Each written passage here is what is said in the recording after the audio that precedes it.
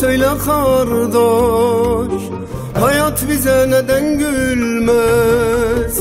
Bitmek bilmez acıların, söyle neden sonu gelmez?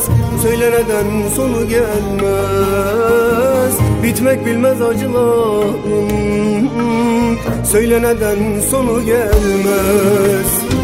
Kime inanayım kardeş, kime güveneyim söyle, kime bel bağlayam kardeş, sırtımı döneyim söyle, sırtımı döneyim söyle, kime bel bağlayam kardeş, sırtımı döneyim söyle.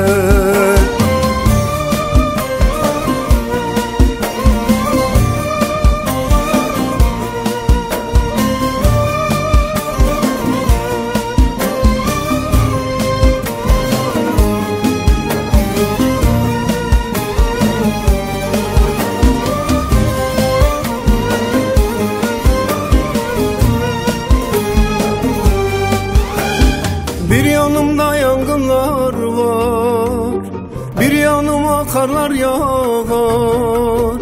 Canım yanar buralardan, arayan ne soran var, arayan ne soran var. Canım yanar buralardan, arayan ne soran var. Kime inanayım kardeş, kime güveneyim söyle, kime bel bağlayam kardeş, sırtımı döneyim söyle, sırtımı döneyim söyle, kime bel bağlayam kardeş, sırtımı döneyim söyle. Kime inanayım kardeş, kime güveneyim söyle, kime bel bağlayam kardeş, sırtımı döneyim söyle, sırtımı döneyim söyle.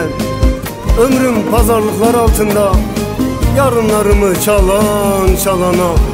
Pusu kurmuşlar dört bir yanıma, üstüme kurşun atan atana, üstüme kurşun atan atana. Kime inanayım kardeş, kime güveneyim söyle, kime bel bağlayam kardeş, sırtımı döneyim söyle, sırtımı döneyim söyle. Söyle kardeş, söyle.